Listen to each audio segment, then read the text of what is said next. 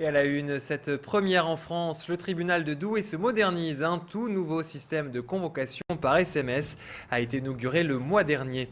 Pour l'instant, les personnes uniquement convoquées lors des procédures de plaidé coupable reçoivent un texto plusieurs jours avant leur audience. Cette idée est née d'un constat simple, la présence d'un avocat est nécessaire pour ce genre de convocation. Or, très souvent, le prévenu arrivait seul, ce qui obligeait à le reconvoquer ultérieurement. Ce système, testé depuis le 1er octobre, donne de bons résultats, à tel point qu'il devrait même être élargi à d'autres types d'audiences. Je vous propose d'écouter le procureur à l'origine de cette idée, Éric Vaillant, qu'on écoute au micro de notre reporter Frédéric Regnault. Sur les 30 personnes qui sont convoquées, on fait établir la liste des 30 personnes convoquées, puis en face, on met les numéros de téléphone. Et sur les 30, il n'y en avait qu'une dizaine qui en réalité ont un téléphone portable. Les 20 autres ont un numéro de téléphone fixe. Alors pour les 20 autres, on les a simplement appelés par téléphone et on leur a expliqué tout ça. Oui, l'objectif que je poursuis, c'est en effet de gagner du temps. Nos concitoyens font une grande critique à la justice. Ils disent que la justice est trop lente.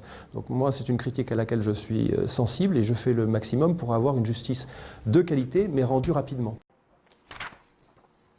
Et le tribunal souhaite poursuivre sur cette voie de l'Internet puisque les magistrats envisagent déjà de créer des alertes par mail. Social, les syndicats sont toujours sur le terrain de la contestation contre la réforme des retraites. Ce matin, dès 5 heures, près de 40 syndicalistes ont bloqué la zone industrielle du port de Sante. Les délégués de la CGT, de la CFDT, de Sud et de la FSU ont monté des barrages filtrants.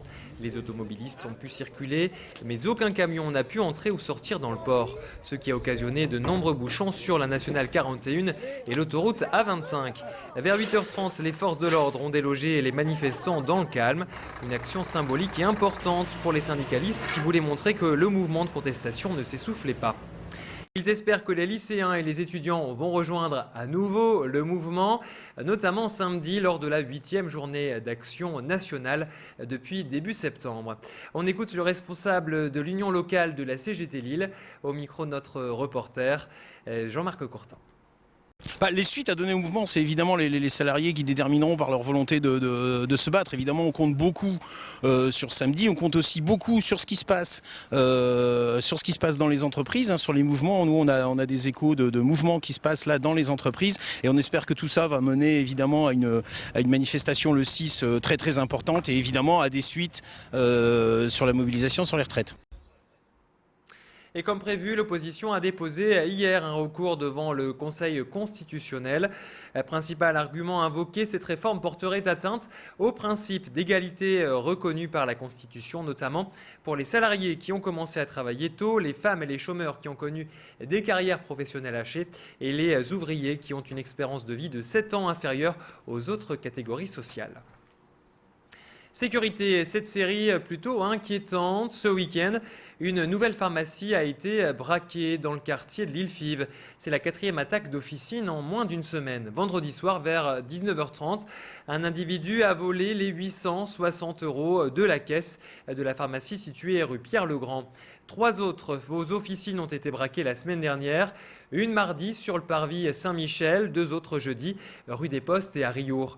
Bien sûr, une enquête est en cours. Selon les premiers éléments, il semblerait que le mode opératoire soit toujours le même.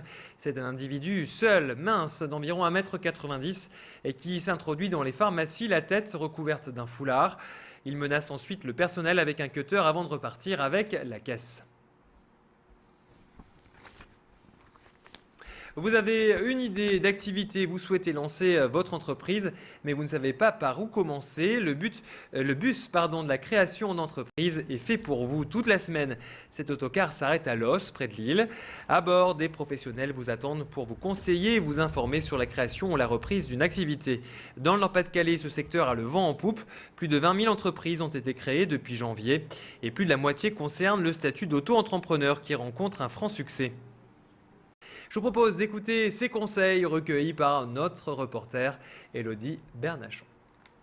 Je veux créer une entreprise, eh bien, il faut que j'ai un marché potentiel avec une clientèle potentielle. Il faut que j'ai pu également étudier ma concurrence. Il faut que je connaisse la réglementation liée à mon secteur d'activité. On va définir également avec eux leur stratégie commerciale, le positionnement sur un marché notamment. On va, avec ces porteurs de projets, réaliser avec eux un prévisionnel financier. et on sera là également pour les conseiller sur leur futur statut juridique. Et demain, le bus de la création d'entreprise sera garé rue Vincent Auriol devant le centre commercial des Olivos à Los. La débâcle des Bleus au dernier mondial de football n'en finit pas d'avoir des effets négatifs. Les clubs de la région enregistrent une baisse de 20 000 inscriptions. Comme souvent, le malheur des uns fait le bonheur des autres. Depuis la rentrée, les clubs d'athlétisme font le plein de licenciés. C'est le cas à Villeneuve-d'Ascq. Poussins, benjamins ou minimes, les jeunes et moins jeunes se bousculent, garçons ou filles dans toutes les catégories, à tel point que les dirigeants sont obligés de refuser des inscriptions. Les performances exceptionnelles des athlètes français au dernier championnat d'Europe à Barcelone ont visiblement suscité des vocations. On écoute le président du club d'athlétisme de Villeneuve-d'Ascq au micro de Frédéric Regnault. On se dit, on fait bien d'avoir les valeurs qu'on a en athlétisme. Parce que quand les valeurs sont bafouées, on voit ce que ça donne. Voilà. Et nous, l'athlétisme, on n'a pas le, comment dire, l'effet argent sur notre sport. Donc c'est des valeurs plus saines, de respect. Par contre, ça nous pousse à augmenter le respect des valeurs et des règles dans notre club.